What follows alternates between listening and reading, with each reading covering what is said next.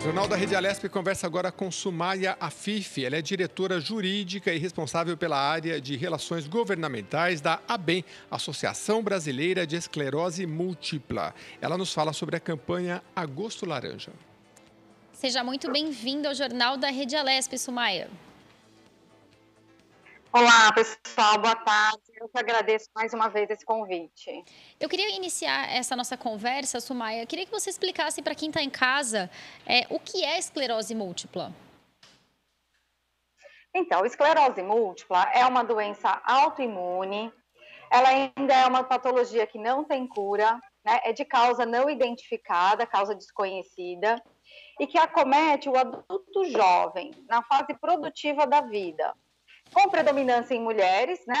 Então, mulheres de 20 a 40 anos de idade são as mais afetadas, mas hoje a gente já tem algumas crianças já com diagnóstico da esclerose múltipla aqui no Brasil.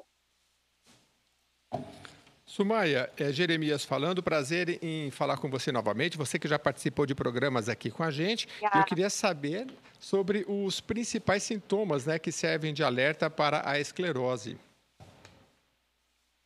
Sim, alguns sintomas são de ordem bem neurológicas mesmo. Então, quando a gente começa, até tem um folderzinho dos sintomas, que é o que a gente está divulgando aí para essa campanha.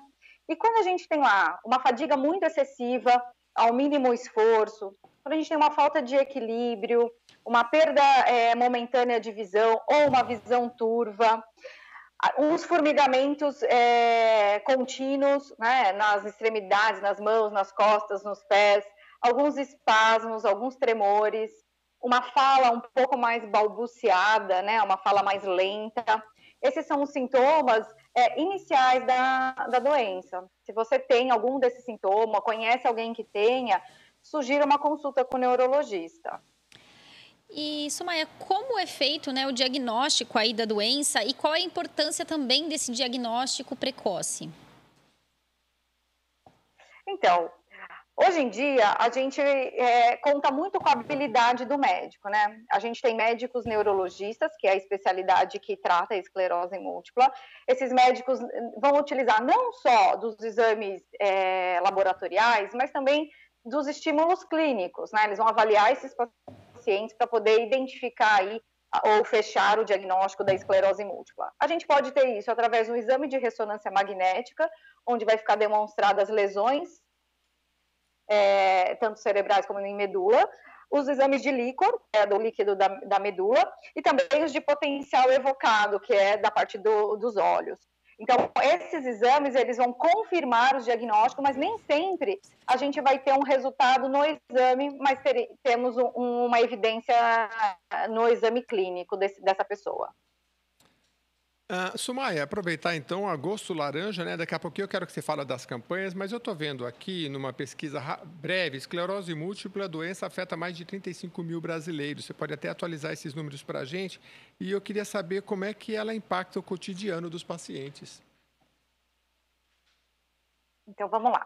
A gente estima 35 mil brasileiros, porque no Brasil a gente tem um problema muito grave de saúde pública e esse problema se arrasta aí na questão do diagnóstico. Se para a confirmação do diagnóstico eu preciso de um exame de ressonância magnética, hoje a jornada de um paciente entre a suspeita do diagnóstico, a consulta com o especialista, a ser submetida a um exame, ter a conclusão desse diagnóstico, a gente estima de 18 a 24 meses, né, de espera. Então, é um tempo muito, muito demorado para uma doença que é crônica e que não vai ter cura e tem um estágio da progressão. Depois de um determinado tempo de diagnóstico, a pessoa começa a apresentar a progressão desses sintomas, né? Então, num primeiro momento, a doença ela é uma fase inflamatória. Então, o paciente ele tem um surto, aí ele tem uma remissão desse sintoma. Depois de um dado momento, ele tem um outro surto e a remissão. A partir de uns 5, 6 anos de convivência com a doença, ela começa a ter progressões graduais, independente de ter essa fase inflamatória, dos picos dos surtos. Então, é por isso que a gente pede que quanto antes a pessoa consiga ter o diagnóstico, a gente vai conseguir garantir maior tempo de vida independente, maior tempo de vida econômica, né, atividade econômica ativa, qualidade de vida, remissão desses sintomas, né, e menos sequelas aparentes. que teria aí o estigma na sociedade, né? Hoje a gente tem 35 mil diagnosticados confirmados, fora os tantos outros que se tratam de labirintite, se tratam de outras doenças que não têm confirmação de diagnóstico. É possível que a doença se manifeste em crianças? Eu sei que você falou no começo já da nossa conversa que normalmente acomete mais mulheres e é na fase adulta, mas explica para quem está em casa se é possível que ela se manifeste também em crianças. Sim, é possível. Aqui hoje no Brasil a gente já tem um número considerável, a gente não tem um número exato ainda, porque as pesquisas ainda estão em evolução, mas a gente estima que já temos aqui 200 crianças com esclerose múltipla. Na própria BEM, nós já atendemos crianças a partir dos 5 anos de idade com um diagnóstico confirmado. Então, tem sido aí uma inovação, né? Tanto para os médicos quanto para as associações de pacientes. A gente está aí estudando como tratar e como cuidar melhor desses pacientes, crianças, né? Os pacientes pediátricos. Lembrando que todo o protocolo de tratamento disponível no SUS não recepciona nem os pacientes infantis, né, os pediátricos, e nem os na forma primária progressiva, que é aquela que a gente evolui sem surto em todo momento da doença. Sumaia, queria saber se existe cura para a esclerose múltipla e como é o tratamento. Olha, Jeremias, essa doença, eu falo que é um dos desafios aqui eu resolvi trabalhar nessa área justamente porque para todas as respostas a gente tem não. É uma doença que não é mental, né? As pessoas confundem muito, eu acho que isso é muito importante a gente falar aqui. Não é uma doença de idoso, ela não é contagiosa, ela não é suscetível de prevenção e ela não tem cura. Então, atualmente, a BEM integra um seleto grupo aí de associações no mundo que pesquisam a cura da esclerose múltipla.